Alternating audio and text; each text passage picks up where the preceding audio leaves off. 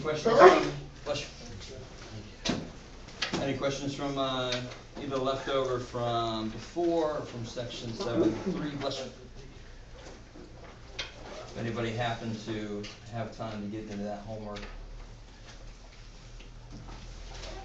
Okay, not yet. Understood. We just did it last time, so. But just to remind you guys what we did last time, the formula we came up with. Now, let me say this before I forget. In the book writes this in a couple different ways. They take out the error and they write it separately, but they also do something like this. And I always forget about that until somebody brings it up. Yeah, Patrick. I had a question on the 7.3 conversion. Okay. Which one? 6 is a little confusing.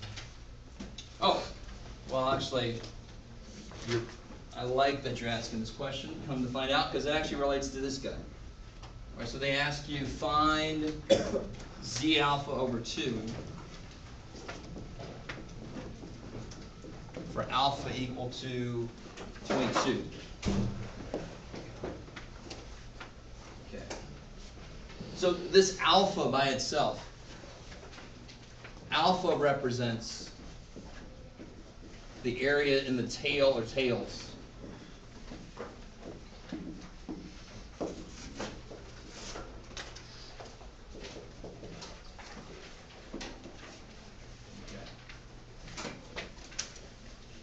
So far, so good.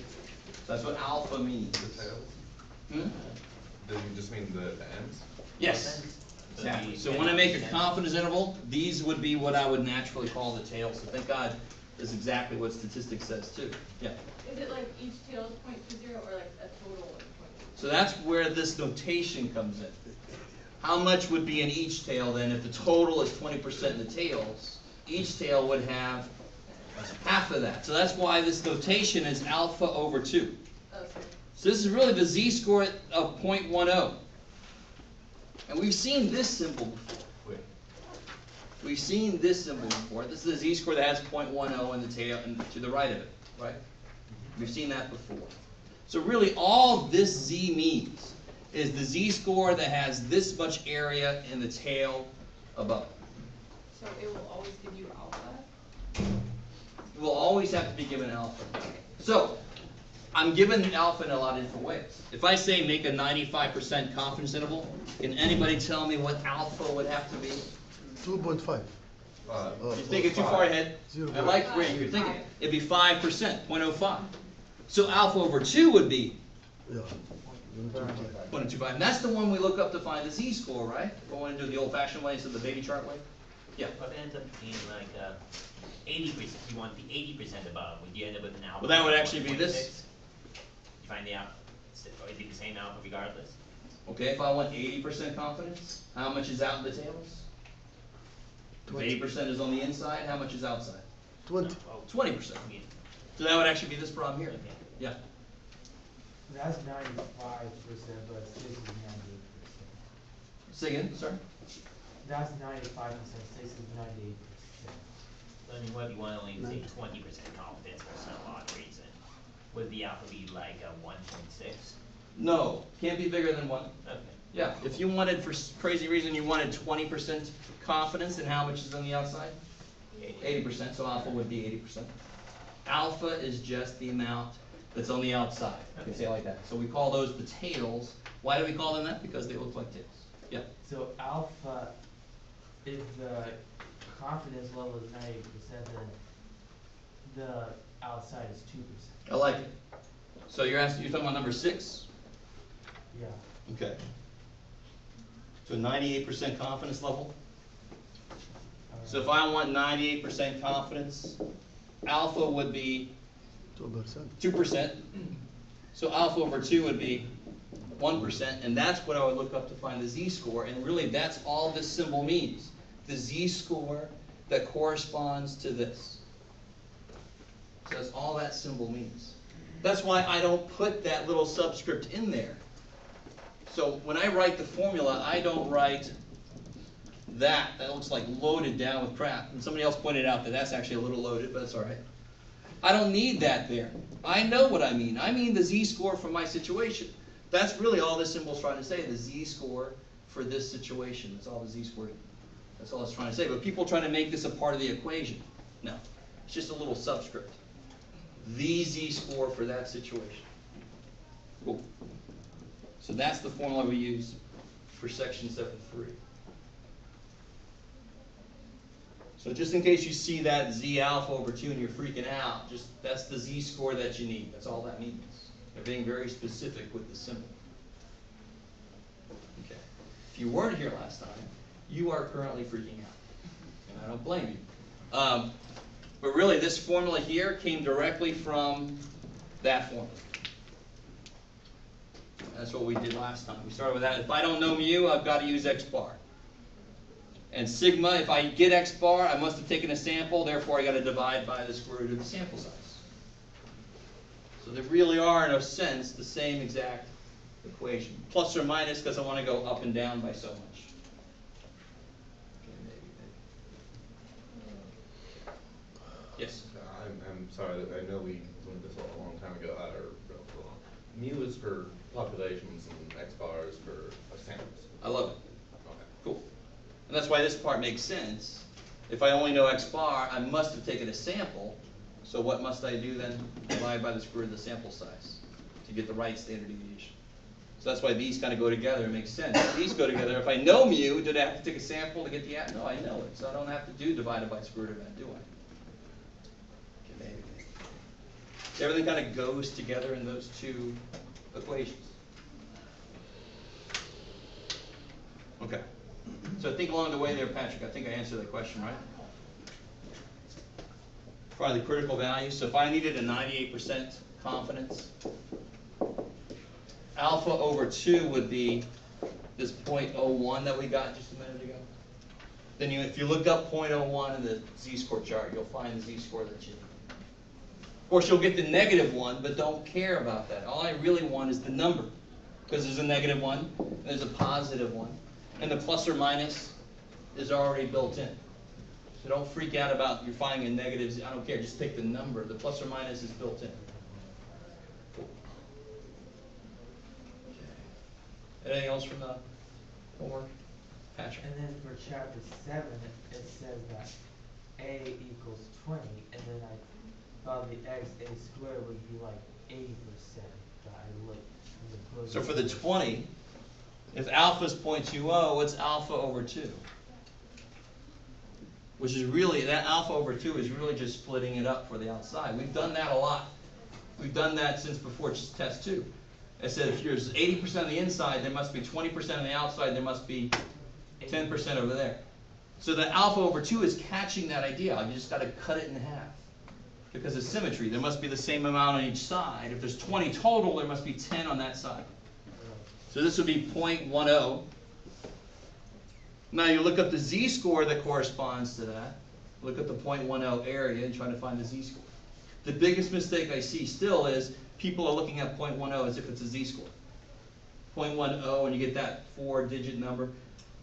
I don't know the z-score. That's the whole point.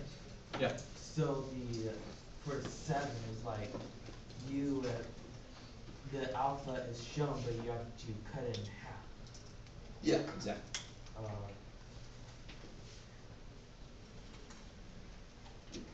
All right, cool. Anything else from? Yeah.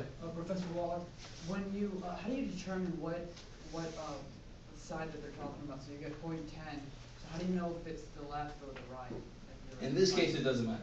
I mean, the symmetry guarantees that I'm okay. In chapter 8, we are going to focus on one side or the other possibly, right? Confidence intervals always make how many tails? 2. Because I'm cutting off the middle so much, so I make 2 tails. That's why I always have to cut it in half to find it. Yep. Chapter 8, I could be looking for greater than something, which means I'm only going to focus on that one side. So I'm going to have 1 tail. So all the alpha is going to go in there, right? That's why I personally stay away from all this. It just kind of gets in the way. I find the z-score that defines my situation. Does this really help? I don't think so, personally. It might help some of you guys out, cool. But I think on the whole, it gets in the way. Makes it look like there's more involved than there really is. Okay. So that's another little thing I have wrong with this book. You can never find a book that works for everything. Anything else from chapter 7? You guys doing okay? I get to depress you every Monday, Wednesday morning. I know, it's great. We love you, Josh. All right.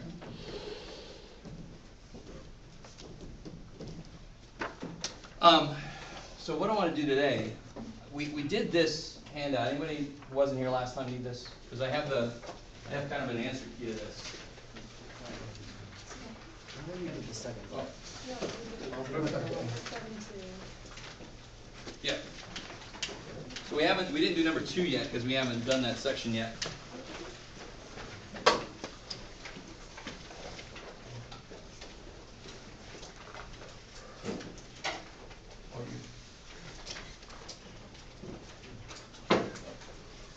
All right.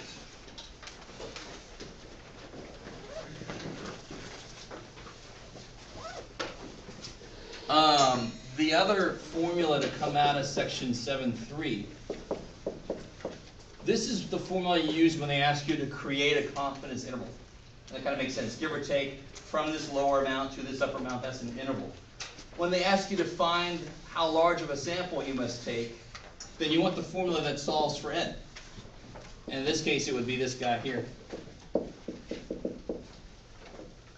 What's kind of like the magic, the key word for E, for error? Error. What's the key word, though, in a problem most likely going to be? What's the error mean?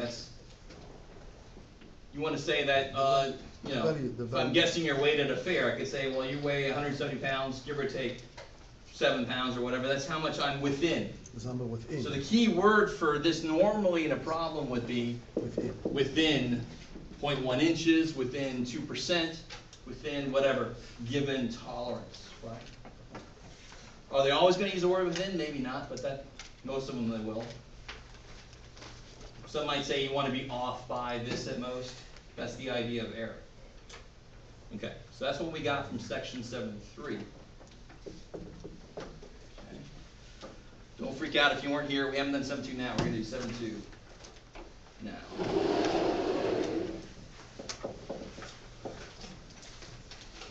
So 7.2, we're finally, today, finally, I keep talking about, the election's already happened. So I was talking about the polls, 44% going to vote for this guy, 42 for that guy. At the bottom, they always have the, we must cover our ass, plus or minus 4 points or whatever, right?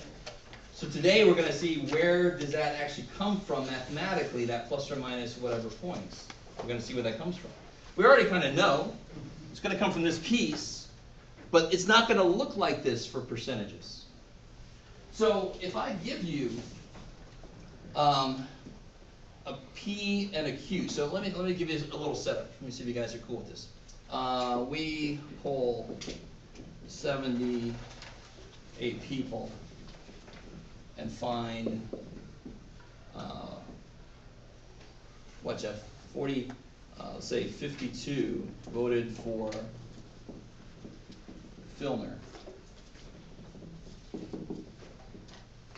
Right. Who is Filner? Mayor of San Diego now, yes, good. So, was he mayor before? No, Okay. it was Mayor Jerry Sanders. We had Jerry and Jerry. Now we have Bob and Jerry, so it's almost ice cream. What would the percentage be that I would really be interested from here? What would the P be? What percentage could I get from this? What percentage would I be interested in giving people? What's the only percentage I can make from this? Those who voted. Yeah, 52 out of 78. Percentage of the people who didn't do it. Yeah, you could make that, and that would of course be Q. I love it. So P in general, if you want to write this down, you can, but we know this. The P is X over N. It's the part out of the whole. The number of successes divided by the total number. So if I flipped a coin 1,000 times and I got 600 heads, looking for heads, it would be 600 out of 1,000, 60% heads. It's the number of successes divided by the total. Right? So Q would just be the opposite of that. In this case, it would be what? X minus 9. 26 out of 78. Right?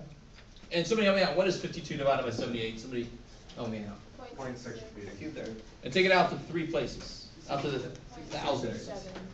0.6, sorry? 667. 667? Cool.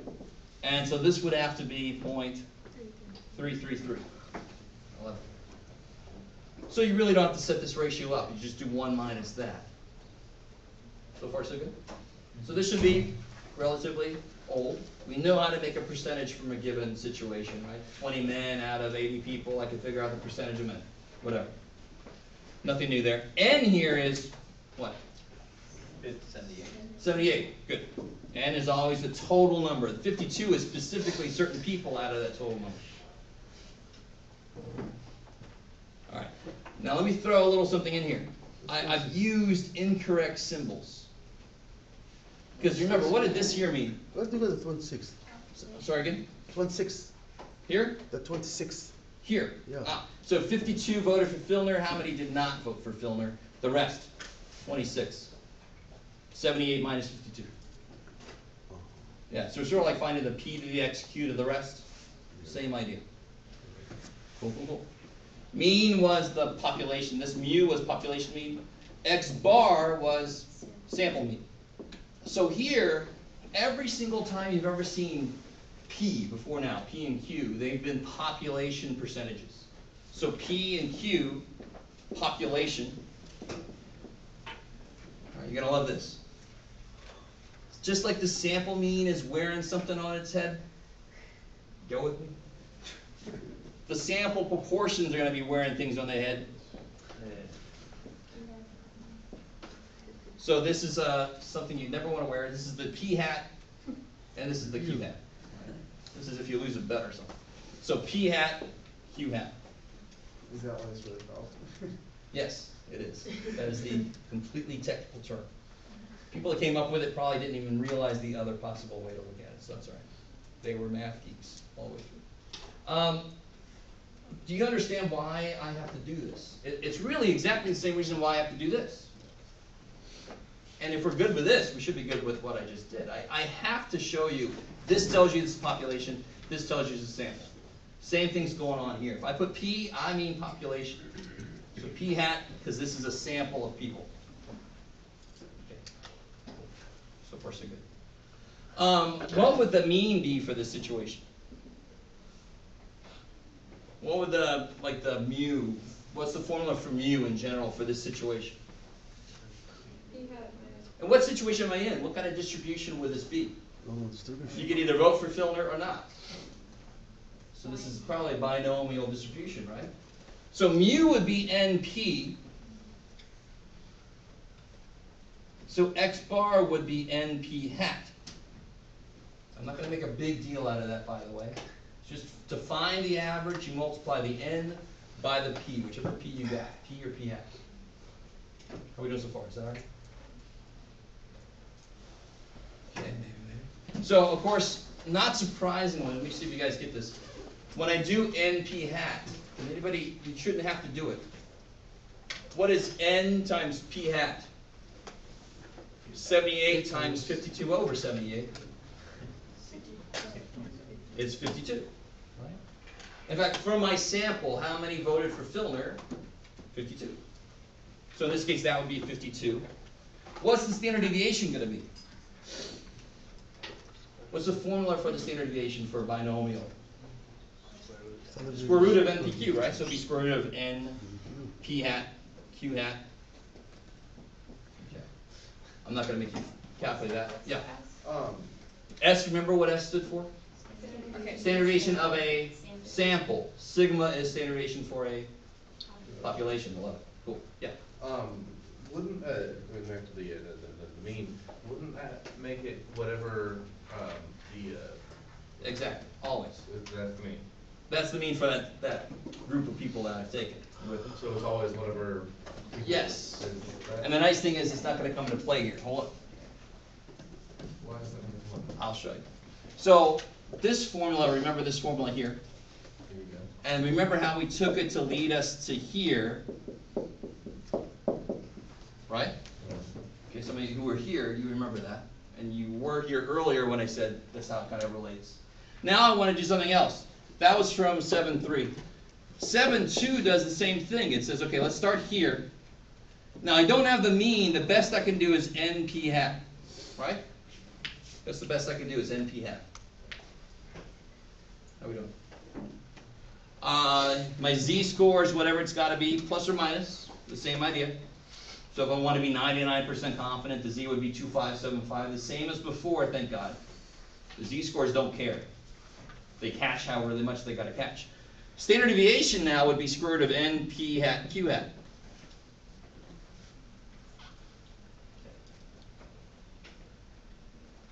And this would sort of represent the real mean, which would be NP. Now I am showing you all of the behind the scenes stuff here, as I always do. So some of you guys know how this works. Some of you might be just sitting there waiting, let me just wait till he gets to the real formula, because this is not the real formula yet. This is all the mess that goes into it. What I really want is a way to say that, give or take a certain percentage. Right now I've got means in here and stuff. I want just pure percentages in here. So I want to estimate the real population percentage from a sample percentage. So what I really want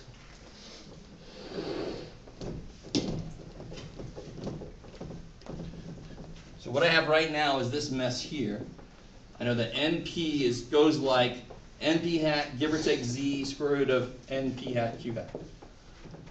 So this would be my way of estimating what this really is. Because do I know P? No. All I know is P hat, because I'm only going to have a sample to look at. So I want to estimate what the real percentage is. This is exactly what I want to do. I want to talk to people on the phone, who are you going to vote for? And estimate the real percentage of people who are going to vote for Romney or vote for Obama, instead of just waiting a few days to find out. Now we all know. So what I do here, you're going to have to go with me a little bit. Divide everything by n. Wouldn't that get P by itself? Yeah. Straight up algebra. Yeah. So here the n's go away. So they're going to estimate P. I use P hat plus or minus this. I can clean that up a little bit. Can I just cancel those n's? No. Hell no. Good, right? Because one's in a root and one's not. I can take care of that very quickly. If they were both in a square root, couldn't I then do something? Yeah. So n is also known as the square root of, what do I square root to get n? N squared, I love it. So couldn't I just make this, isn't it the same? Square root of n squared is n. Understood to be positive, we're all good. Okay. So how many n's cancel? One. And there's one left where? On the bottom. So there it is in all its glory. So this is interesting. We're going to use this again later. That is effectively the standard deviation for this situation. And it's kind of nifty. It's sort of like when we have to divide by n. The new sigma has to be the old one divided by square root of n. So here, aren't we sort of dividing by square root of n in a way? There's an analogy there. Okay. Whew. Yeah. Okay, going back a little, the NP, why is that, am I just forgetting, or why is it that it's never come before that the mean is the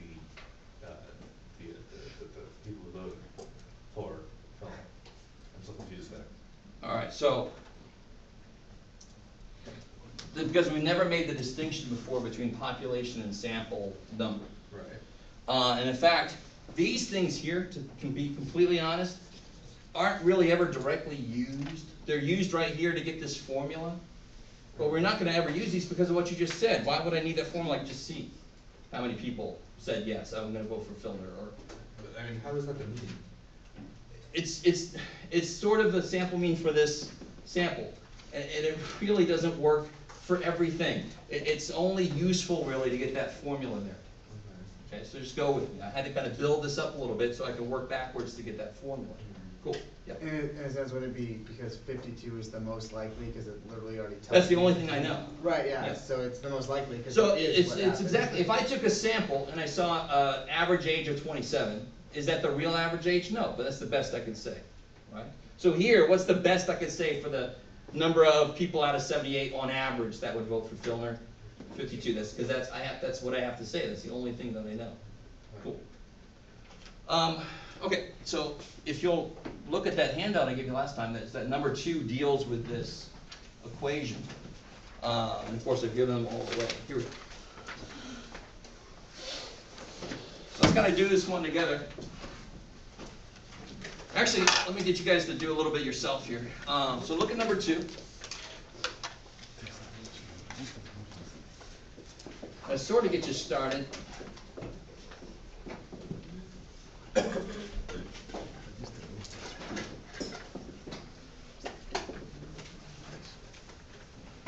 So at least do this, and I ask you for a 99% confidence. 5. That's B. Number 2? Yeah. So go ahead and try to figure out P hat, Q hat.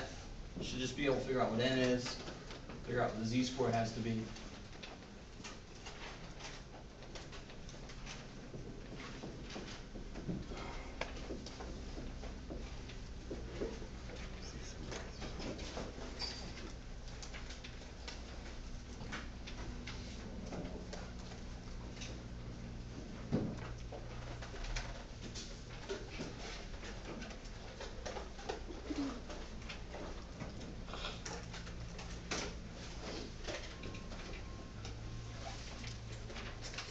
So again, every semester I seem to want to explain a little more, and every semester it feels like, and this might not be true for everybody, it feels like students don't want to hear as much.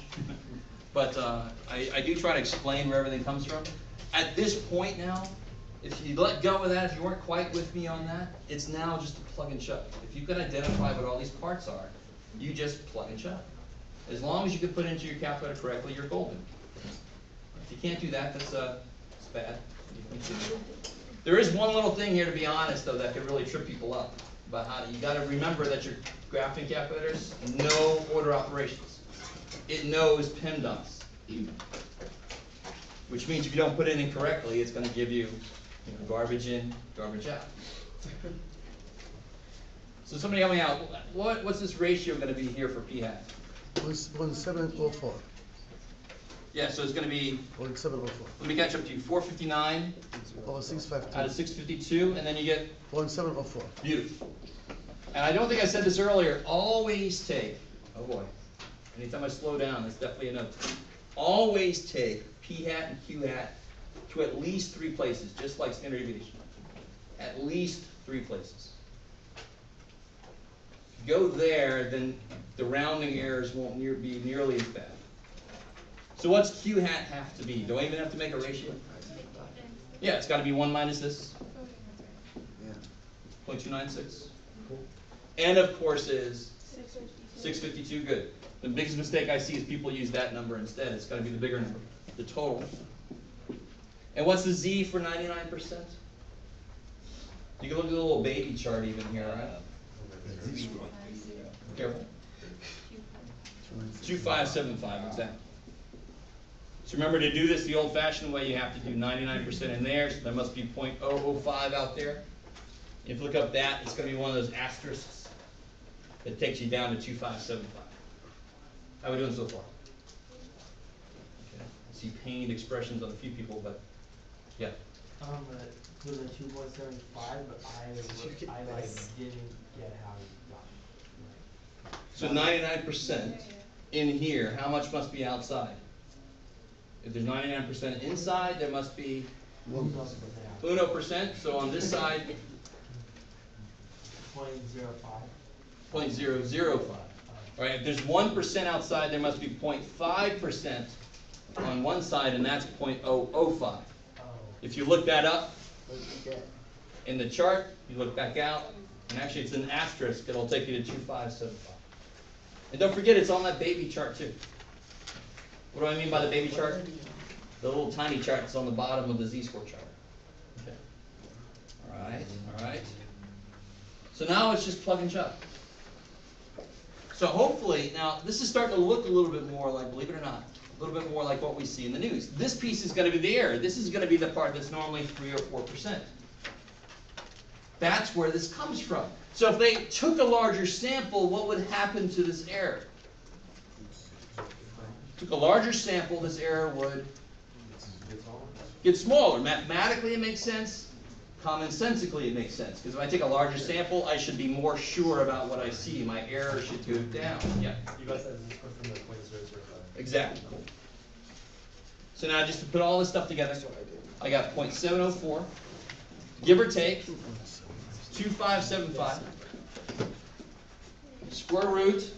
Now here's the part you gotta be real careful. When you put this in your calculator, those of you who have the new TI, you're good, because your square root symbol will extend. You can make sure that it's all in there. If you have an old TI like me, you do not want to close that parenthesis until you're done with everything that's got to be on the inside. The minute you close it, you're outside the square root now. So if you do something like this, like what, Jeff? I don't know, 0.704, like that, I'm screwed already. Because now it's going to do the square root of this times this, and it's not going to do the square root of the whole thing. So I do this, just to be safe. Square root, open parenthesis, don't close it, divided by, thank you, and then close it. So somebody help me out. What is this error here going to be? 652. 652, yeah, thank you. You need a calculator, there's several up here.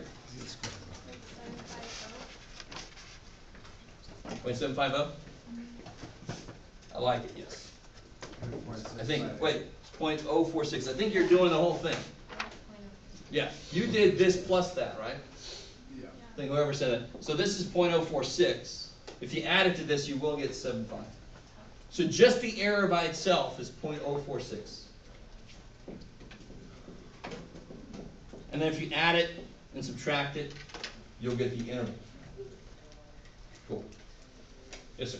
I still don't get the z. 0.05. No. 0.005. 0.005. I look on the z-square and times it by 2. It isn't Times it by 2y. So if you look up 0.005 in the body, you'll find, so look up 0.005. I see 0.0051, and then there's an asterisk, because it's right in the middle of 0.0051 and 0.0049.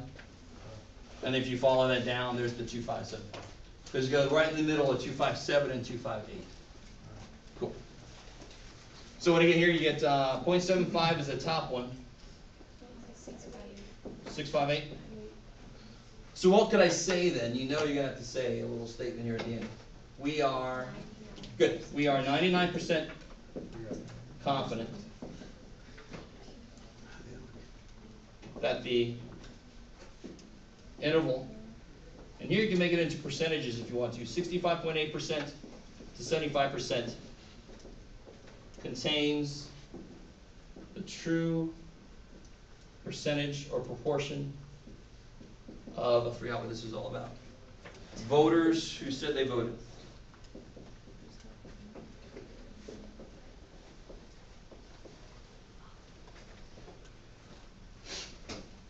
Okay, now let me see if you guys can take the next step here. What is the probability then? From what they've said, if everything you've got, if all your data is correct, what's the probability that it's not in here? That the real percentage is not in here? 1%. 1% chance. So if the real percent was 42%, right? Isn't that the next part of this question? If I knew that 42% of people voted, and my confidence interval says that there's basically no way, there's only a 1% chance it could be out of here, what's more likely then? Is this wrong, or did something else happen? People didn't turn out. Or lied. The people I talked to lied. Some of them did, right? It's sort of related to that. Remember that problem a while back about washing your hands? When you ask people, they say one thing. When you watch them, it's another thing. Or is a bad sample. Or it's a bad sample. For some reason. What's more likely, there's a 1% chance that this was a bad sample or something else, and that actually 42 could be the real percentage, and my sample just didn't show it. What's more likely then is something's wrong with the sample. It's a bad sample in the sense that they lied. They didn't give me correct data. You guys kinda with me here? Yes? Well, what if people just didn't turn out, like? But remember, these are people I talked to. I said, did you vote? Did you vote? Oh, If the real percentage is 42 and my confidence interval says it's at least 66, where's that disconnect? Is my interval wrong, or is it more likely that something's wrong with my data? In this case, it's more likely something's wrong with my data. They lied. They didn't give me good data. So if that were to show up on the PV, it would, what would they give us? They would give us 70.4%, and at the very bottom, they'd say give or take 4.6%. That's the plus or minus 4% there, right? It's a little bigger than 4% because actually our sample size is a little smaller than it normally is. Sample sizes for this kind of thing is normally in the thousands. Kind of with this? So ours is nearly 5%, give or take. Where'd you Yeah. get that? Where'd you get that 4.6? From 4.6? From this error piece, just calculating this piece here. Right, just doing this piece first. Yeah. So if we were to write out the, like, bottom part, how would we put it? For the, what might be true about some Oh, people with the survey, that some they're lie. liars, or could you also just say that there's a possibility that just the sample was done incorrect? Like You could say voluntary that. sample But size? what's more likely is that there's some lie. There's always that chance, and statistics always says there's a chance I'm wrong here. But the nice thing is we know exactly the chance that we're wrong. In this case, 1% chance. So let me do this. On the heels of that, let me give you this. On the back, you'll see something that's from chapter 8, so don't look at that yet. On the front, you'll see in purple answer key for this handout.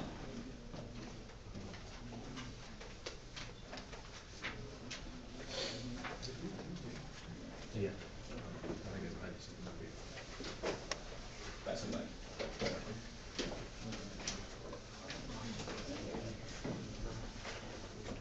Yeah. Where'd you get the .658 to .75? Just by adding, subtracting that. Just by doing this. To what? Oh, 7.4 plus this, Oh, okay. minus this. gotcha, thank you.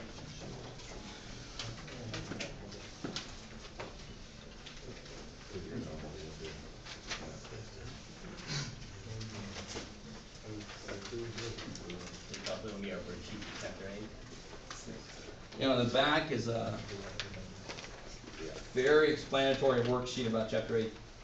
Don't look too much at it yet. Make the most sense yet.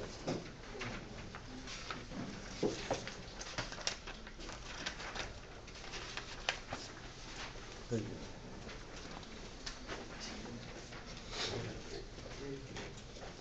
Okay.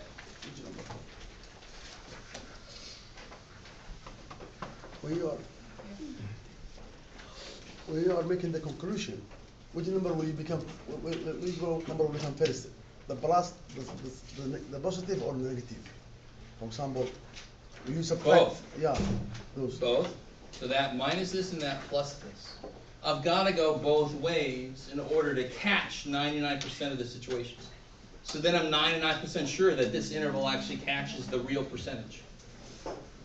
So I would say 0.704 plus 0.046. Is this?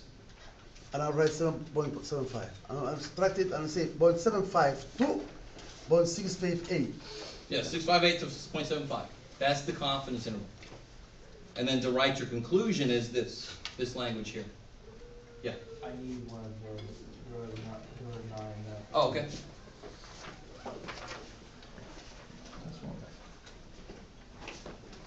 Okay. Yeah.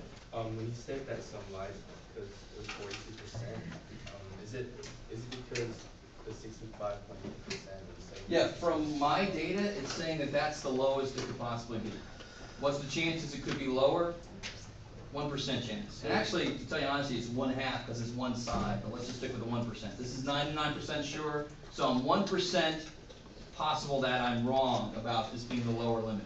So if it were, let's say, 64%, 63%, and Still the same exact idea, but you're right. The fact that it's so much lower than this actually plays into it too. Then I'm really sure that that something went wrong. If the actual was 65% or 64%, I'm like, wow, that's pretty damn close. It still shows something might be wrong, but it's really close to this. so it's still wrong, or it's still like. I just have the exact same answer then.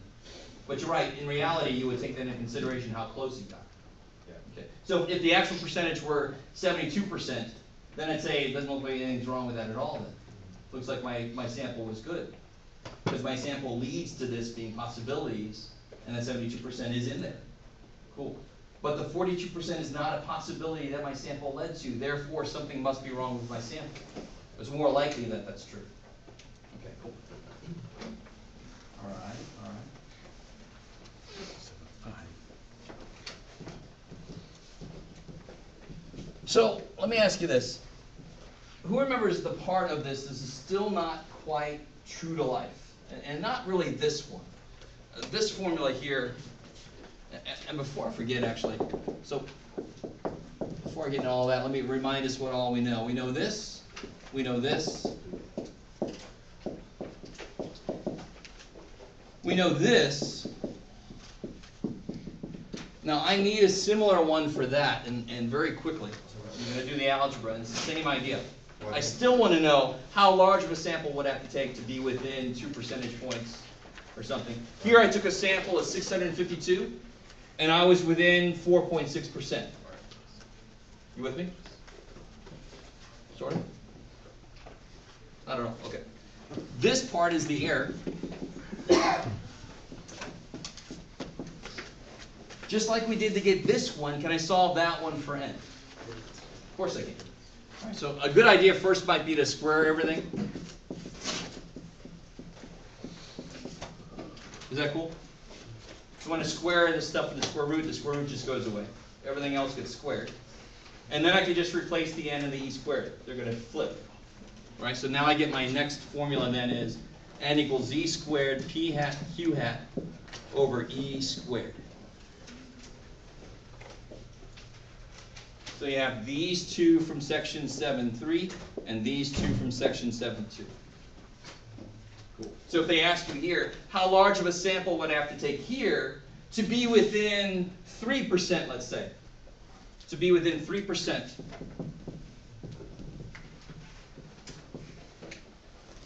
So there's that magic word within again, right? Yeah. So what is E going to be? 0.30. Careful, what is E? 0.03. 0.03, good. So the math doesn't like the percent numbers, it has to use the decimal numbers. So 0.03. So then again, it would just be plug and check. N equals that 2.575 squared. E is 0.03. What does that mean to be within 3%? So like you're looking for 97% of the, or? To be within 3% of the real one would be, if the real one was 45, I want to be at most 48 and at least 42. Okay. You know, I want to be within 3% of the real thing. Cool. Okay. So it's sort of like being within 5 pounds of your real weight, I'm going to guess. P hat, in this case, was 0.704. And that's just because I had a sample to work with. If I don't have any sample to work with, what do you think is my best guess for what P hat is? If you have no idea how many people voted, what percentage of people voted, what's your best guess? 50-50. So if you didn't have a P hat here, you would just put 0.5 in there. Because that's your best guess. And mathematically, that's the one that makes n the biggest it has to be, which only makes sense. If you don't know something, your sample's going to be larger to cover your ass for that. Okay, maybe. Here we do know p hat, because I do have a preliminary thing we did. So I can put in there 0.704 and 0.296 for q hat. So see what this is obviously going to have to be within 3%. It took 652 people to be within 4.6%. So to be within 3%, it's going to be the thousands. To be that close, I'm going to have a much bigger sample to be more sure, to have less error. So what do I get here?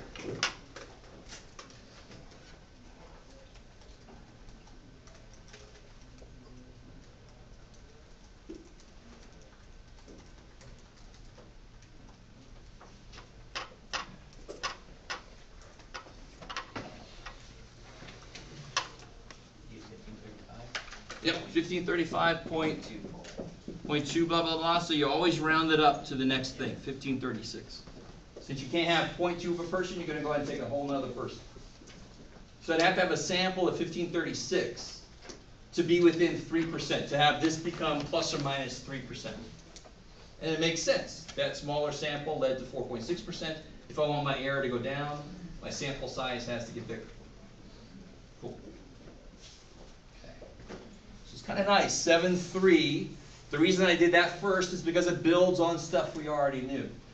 7.2, I do that next because it kind of builds now on what we learned in 7.3. So there's the stuff from 7.2. Nice analogies there between those equations. Okay, so any questions on those, 7.2 and 7.3, before we get into 7.4?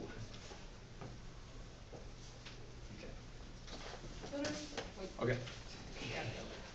So no matter what it is, you round it up. It wouldn't matter for the n. Yeah. Exactly. If n has to be at least 1535.2, then you have to say 1536.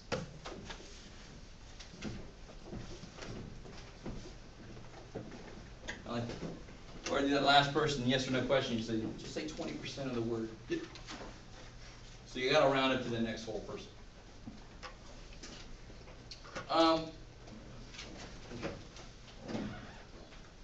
So I know the explanations for some of these things took me a while, and hopefully some of you guys stayed with me on those.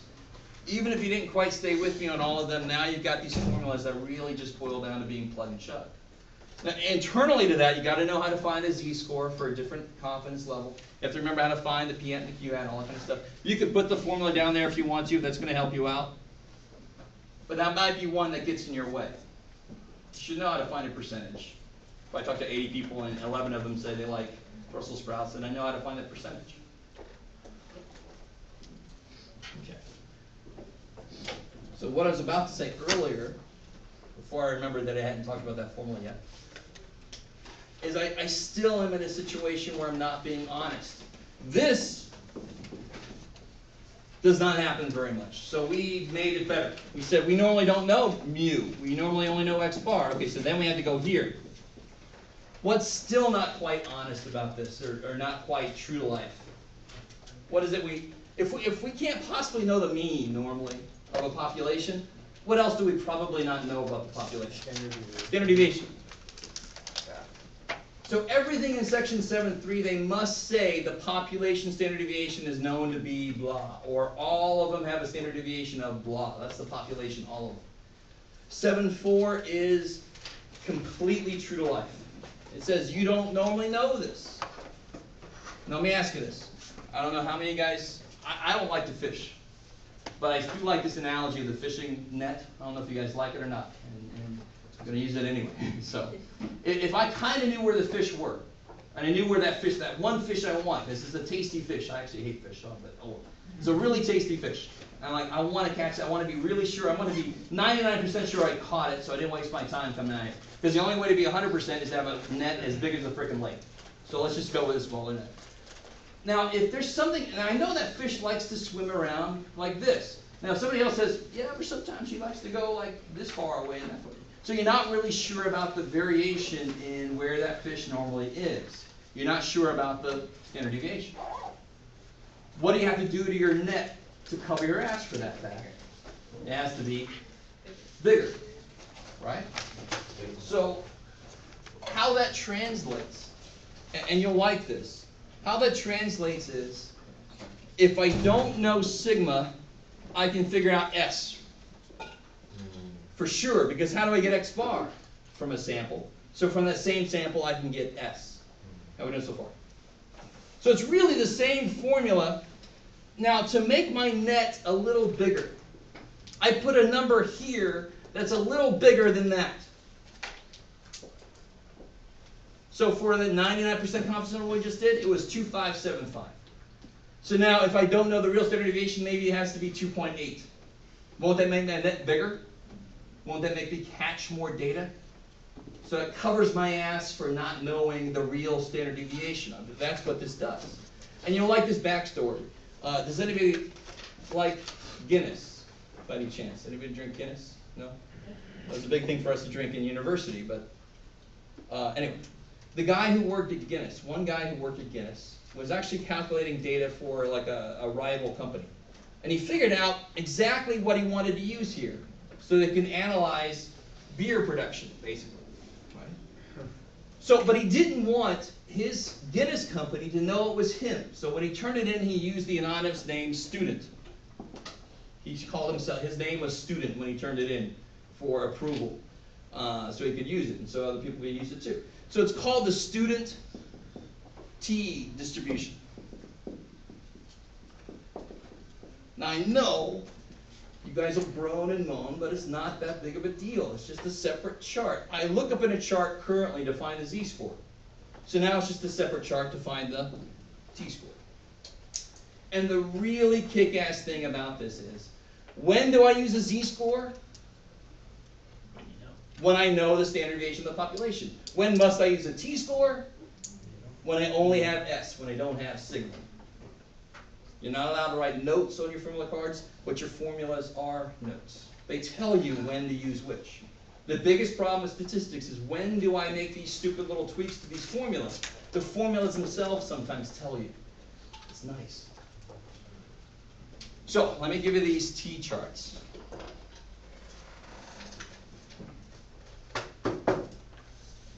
Actually, before I do that, let me do one last little thing. Do you guys remember, this is a while back now, but do you remember this beautiful formula we had before? Or you might call it beautiful, let me just say, you remember that formula? Does that look at all familiar? Yeah. Just pretend for a minute. Just make me feel a little better. Do you remember the discussion? I had a little bit of discussion about n minus 1, about why that was there instead of just n. And I can't remember how deep I got into it then. It is just an adjustment because these standard deviations would be smaller. So I got to divide by a little less to make it bigger. But this is actually called the degrees of freedom. I know, it sounds like some cheesy movie. But let me see if you guys understand this. If I had, why is this called the degrees of freedom? If I had let's say 4 numbers that average to 10. Can anybody tell me what's the only thing that really has to happen with those 4 numbers for them to average to be 10? Divided by 10. Think about, how do you get the average? What would you do? Divide by 4. Divide what by 4? 10. Add them all up, The and that would equal 10. So doesn't the sum have to be 40? Okay, so the only thing that's got to be true about those 4 numbers is that they have to be 40. So can't I start writing numbers down like crazy? I'm just going to put, okay, 28, 11, 13. When do I have to get serious about what it's got to be? Right now, right? What do they added to be so far? Don't worry about it being more than 40. I can make that last one negative, right? Not a big deal. So right now I got 39, 52. So the last one's got to be negative 12. So how much freedom did I have to choose whatever the hell I wanted to? I had 4 numbers. I had how much freedom? 3 numbers worth of freedom. 1 less than the number. That's why it's called degrees of freedom. That last one has got to be the thing that makes the sum come out right, so that it actually averages to what it's supposed to be. Cool. Okay, good.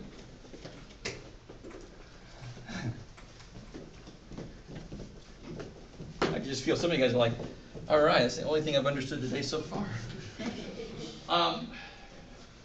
And how important is that? Not really. But when I show you this chart, it'll make a little more sense what they have. They don't have n, they have degrees of freedom.